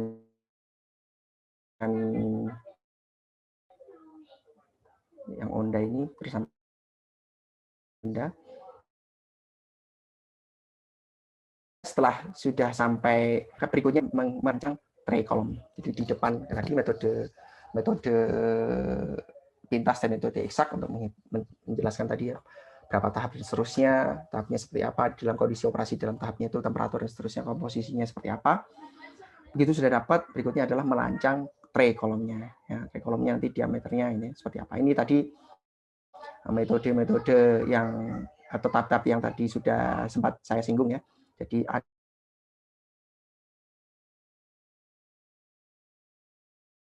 ada algoritmanya, sifat fisiknya seperti apa, kemudian cari diameter dan beberapa poin lain. Berikutnya ada pengecekan dari professional design plate tadi, professional plate design tadi ada pengecekan whipping, pressure drop, terus kamar liquid bed up, reduction time, entrainment, ya, dan seterusnya. Sampai sudah memenuhi semuanya gitu ya. Nah, ini ada tahap-tahapnya tadi ya, semuanya dibahas. Penentuan diameter kolom. Nah, di sini ada plate spacing gitu ya, untuk menghitung tadi nilai K1, aktif areanya berapa gitu ya. Diameter kolomnya seperti ini. Kemudian pengujian liquid flow arrangement gitu ya. Jadi plate yang diharapkan itu harapannya memang yang ke sini ya, cross flow single pass ini yang bakuannya atau standarnya yang paling banyak. Nah, kemudian professional plate design tadi sudah, kemudian di pengujian ya, pengujian whipping ya. Ini whippingnya harus seperti apa ya, laju airnya, kemudian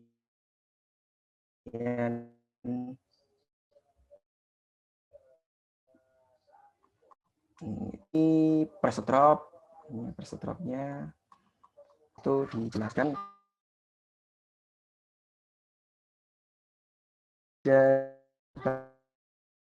belakang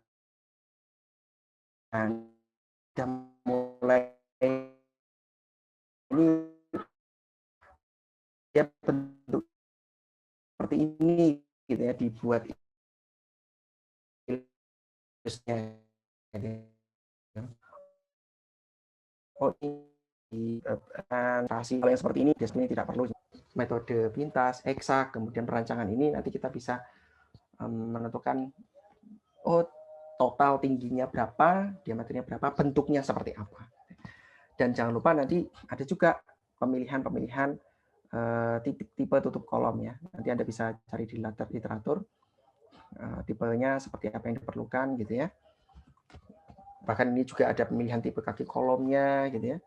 Tipe tray-nya nanti susunannya seperti apa ya. Ini ada kalau susunannya triangular seperti apa dan seterusnya gitu. Oke. Kemudian menambahkan spesifikasi reboiler dan kondensernya. Dan berikutnya kesimpulan dan daftar pustaka. Oke, saya tambahkan lagi.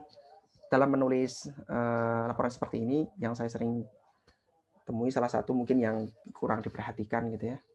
Selain tadi ya, selain yang banyak tadi, yang kurang diperhatikan tuh misalkan di sini pustakanya banyak sekali ditulis gitu, tetapi di teks tuh nggak disitasi, gitu. Nggak disitasi sama sekali gitu.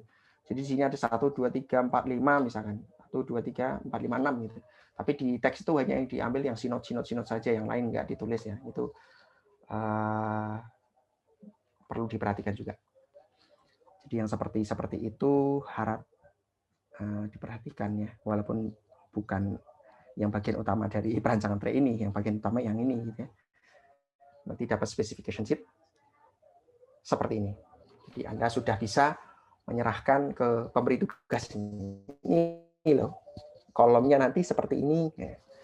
Tingginya sekian karena jumlah tray totalnya jumlah tahapnya sekian, tray totalnya nanti sekian, plate spacing-nya atau spasi dari tray-nya sekian, sehingga total tingginya sekian ditambah dengan tutup-tutupnya gitu ya, ditambah dengan ini, jadinya tray kolom kita akan seperti ini. Termasuk nanti pemilihan materialnya ya. Pemilihan material nanti Anda bisa cari-cari di pustaka juga, kenapa dipilih material itu dan seterusnya. Oke. Barangkali dari sini ada pertanyaan sampai sini. Pak, izin bertanya boleh? Silakan ya sih. Ini yang putus-putus saya atau punya Yosi? Tes. Saya nggak tahu suara Pak Udin kedengaran jelas sih di saya. Oke. Sudah jelas Yosi. Oke. Tadi tulisannya menentukan apa itu ya? Menentukan sesuatu menggunakan Aspen HYSYS, Pak. Itu kita belum diajarin Aspen HYSYS, kita nentuin pakai apa ya Pak jadinya? Nah, oke. Pak Wawan hadir nggak? Kemarin sempat dibahas di Pak Wawan. Yuk Pak, sorry, baru balik. Ya. Oke, Pak Wawan ini Yosi nanya, di laporan yang tahun lalu kan ada sempat menggunakan Aspen HISIS nih. Nah ini gimana nih? Kalau nggak salah kan menggunakan metode mesh itu Pak Wawan ya. Yang kondisi properties. Kemarin sih disarankan sama Pak Danu pakainya manual ya, cuman nanti saya konfirmasikan lagi ke Pak Danu deh ininya gimana. Soalnya kalau manual ada agak panjang perhitungannya nggak sih, Pak Udin?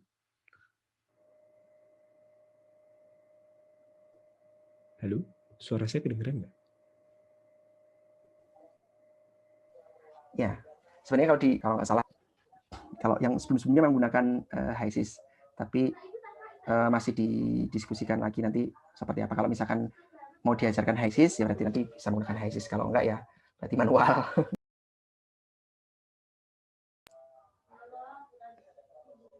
Pak Wan, ada tambahan? Iya, begitu. Oh, ini mumpung lagi di spec sheet, mungkin yang sering mahasiswa itu kurang aware. Jadi tolong diperhatikan, kalian boleh pakai bahasanya bebas ya, mau pakai bahasa Indonesia. Untuk spec sheet ya, kalau isi laporan bahasa Indonesia saja.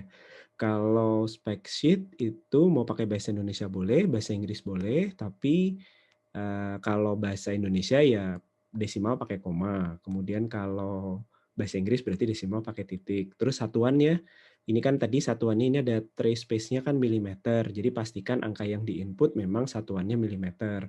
Jangan nanti satuannya meter tapi angkanya 900 misalnya. Nah ini kadang-kadang mahasiswa sering skip di bagian itu. Terus penulisan angka desimal di belakang koma tidak usah terlalu banyak. Ini kan ada sampai 4 angka ya. Jadi perhatikan aja penulisan angka penting lah. Oke. Kalau yang terkait yang tadi yang harus dihitung pakai HISIS nanti ditanyakan dulu ya ke Pak dan nanti diinformasikan segera. Oke, begitu ya Yosi ya. Jadi di dosen juga sedang didiskusikan ini gimana gitu ya. Apakah... Soalnya kalian juga mungkin beberapa tidak bisa mengakses HISIS ya, karena dalam kondisi... Pak Wawan, kalau misalkan seperti yang dilakukan oleh Pak Anggit itu, yang pakai TeamViewer begitu bisa nggak ya? Oh, tapi harus janjian waktu dulu, karena harus nge-remote komputer yang ada di... Ya, biasanya sih setiap hari kalau nggak salah dinyalakan begitu ya, tapi mungkin ada yang dipakai, ada yang enggak gitu. Soalnya kalau nggak salah cuma bisa berapa komputer gitu untuk di remote. Oke. Oh iya, satu lagi yang tambahan Pak Wan tadi mengingatkan yang suka lupa itu mahasiswa tuh kadang ini yang tahapnya apa yang ditulis tuh total tray itu masih tahap yang bukan masih tahap ideal ya, bukan yang betul, bukan yang sesungguhnya, itu kadang itu masih salah. Karena ini kan spec sheet adalah rancangan kalian. Ini kan yang mau dibangun. Nah, berarti yang namanya tray di sini adalah tray yang sebenarnya, bukan tray ideal. Jadi harus sudah mempertimbangkan efisiensi. Jadi tray yang sesungguhnya ya. Dan jangan lupa nanti kalau misalkan kondensernya gitu ya, parsial atau enggak gitu ya. Berarti kan nanti harus diperhitungkan juga. Jadi suka lupa gitu. Yang ditaruh di sini adalah tahap masih yang idealnya gitu, bukan yang aktualnya. Ada pertanyaan lagi barangkali? Mohon maaf nih Pak, mau nanya satu lagi Pak, ya, boleh? Silakan ya sih. Ini saya tadi iseng lihat tray data sheet-nya ya Pak, itu spec sheet-nya beda-beda semua gitu. Kalau ini ada template yang dari dosen kasih nggak Pak? Atau beda-beda semua juga? Tidak diberikan, Yos, kamu silahkan ambil dari yang manapun, asal yang kalian sajikan, kalian bisa bertanggung jawab terhadap angka yang kalian berikan. Ya, jadi intinya begini, Yosi. Spek sheet ini harapannya adalah dengan melihat ini, gitu ya, dengan melihat satu lembar ini, harapannya tuh kalau misalkan Anda sebagai desainer gitu ya, yang meminta untuk mendesain tuh begitu ngelihat tuh, oh ya nanti berarti kolomnya seperti ini, ya, gitu. Jadi bisa membayangkan tingginya, membayangkan diameternya, membayangkan kedalamannya itu, dalamnya itu nanti seperti apa gitu ya. Kurang lebih seperti itu. Jadi Anda berarti udah sempat dapat ini ya laporan dari kakak tingkat ya, beda-beda gitu ya. Bukan Pak, saya nge-search di internet Pak. Ada ya. Specification ya, jadi memang tidak ada format dari kami gitu ya, dari dosen. Jadi hanya ketentuan tugas saja, harus apa isinya, harus apa dan seterusnya. Tetapi kalau untuk yang format seperti ini tidak ada. Pak Wawan? Pak Wawan? Yes. Tugasnya ya, rencananya Senin ya? Sebetulnya biar mahasiswa ada waktu konsolidasi, saya mau upload siang ini, tapi saya perlu konfirmasi ke Pak Danu dulu ya. Jadi kalau hari ini sudah bisa konfirmasi ke Pak Danu, saya upload hari ini, kalau enggak Senin.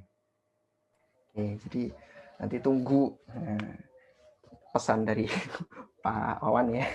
Nanti ada di Google Classroom semua pengumumannya ya. Di Google Classroom di situ. Termasuk nanti pengumpulannya Pak Wawan ya di situ ya. Ya.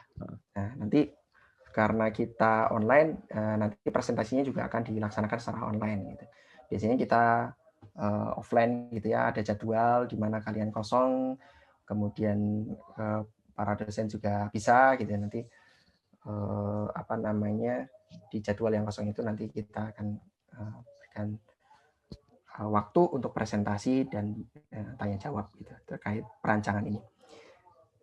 Pak Wawan, kira-kira untuk perancangannya berapa lama ya waktunya diberinya? Kalau tidak salah 1 minggu. 1 minggu atau 2 minggu, Pak? Kenapa? 1 minggu atau 2 minggu, Pak? 2 minggu sekalian sama presentasinya rasanya. Oh gitu ya. Ya, jadi Anda silakan siap-siap ya. Sebenarnya ini tahap-tahapnya, kemudian contohnya gitu ya, kemudian persamaan-persamaan yang digunakan, kurva-kurvanya itu Anda bisa lihat di bukunya Sinod. Tetapi kalau perhitungan seperti ini, kami yakinlah bahwa Anda jagoan lah untuk hitungan seperti ini ya, sekedar menghitung dan seterusnya, mengikuti urutan, bahkan sudah ada contohnya itu pasti bisa lah jagoan gitu. Tetapi yang diharapkan sebenarnya bukan itu, yang diharapkan dari perancangan ini Anda memahami gitu ya, memahami ada sense-nya itu. Seperti tadi ngerancangnya ya maunya ya rancang ini ya yang serendah mungkin maunya gitu, bukan yang wah biar lulus semuanya dikasih yang plate paling tinggi gitu ya, plate space-nya paling tinggi, enggak seperti itu. Kemudian memahami mekanisme seperti itu. Kalau misalkan nanti ditanya mekanisme seperti tadi ya, kalau ditanya loh ini pas diuji ternyata whipping, terus gimana Anda ini dan seterusnya, seperti itu Anda harus pahami. Oh berarti kalau whipping itu seperti ini, yang dilakukan adalah ini dan seterusnya begitu ya. Jadi memahami tahap-tahap rancangannya, kemudian mekanisme yang terjadi di dalam tray itu seperti apa yang tadi whipping, trainment, loading dan teman-temannya gitu ya. Harapannya seperti itu, Bu. Kalau menghitung, sekedar menghitung, saya kira Anda sekalian pasti bisa lah. Kemudian selain itu, selain tadi persamaan-persamaan yang digunakan di situ juga harus Anda pahami gitu ya. Seperti tadi sempat ditanyakan oleh Yosi, ini pressure drop tuh yang mana Pak? Gitu, liquid atau apa? Sebenarnya kan itu dari persamaannya kan ada tinggi liquid gitu ya, tinggi cairan gitu ya, kemudian ada residual, ada dry gitu ya. Kalau misalkan tidak ada plate-nya itu tidak ada cairannya gitu ya. Ini kan berarti Anda harus paham bahwa sebenarnya pressure drop itu terjadi karena itu gitu.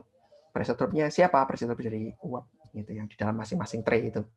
Begitu menembus tray, nanti dia terjadi pressure drop, dan pressure drop-nya disebabkan oleh faktor-faktor itu. Sehingga begitu pressure drop-nya nanti nggak masuk, berarti Anda sudah terbayang apa yang mau dilakukan gitu ya. Itu yang penting sebenarnya. Kalau menghitung, Anda sekalian pasti pada bisa lah. Ada pertanyaan lain lagi? Oh, tambahan Pak Udin. Ya, silahkan. Setelah mengecek laporan untuk tray kolom, memang tidak perlu HISIS. Jadi biasanya HISIS itu dipakai untuk menentukan yang kemarin ditanya Jojo ya, temperatur atas, temperatur bawah.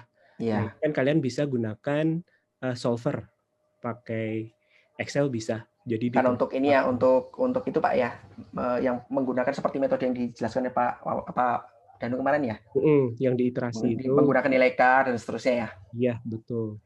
Jadi tapi yang dimaksudkan ini Pak Wawan, mungkin properties ini loh Pak Wawan, bukan temperatur ya. Properties misalkan densitasnya kali ya, atau itu bisa dari internet dan dari dari textbook bisa pakai pendekatan. Kalau yang temperatur ini sih memang pakai itu tadi, yang nomogram gitu ya. Kalau nggak salah tuh properti sini loh, apa ya tadi ya, densitas kemudian viskositas kalau nggak salah. Iya. Itu sepertinya memang perlu. Buat referensinya aja, kalian kan bisa cari dari tempat lain, atau kalau ada yang punya HiSys yang bisa mencarikan itu ya silakan di-share antar teman-teman. Oke, saya rasa cukup jelas ya karena tidak ada yang bertanya. Tadi Yosi aja. Berarti tugas bisa di-upload siang ini. Iya, berarti Pak. Dan ini waktunya juga tinggal 13 menit lagi.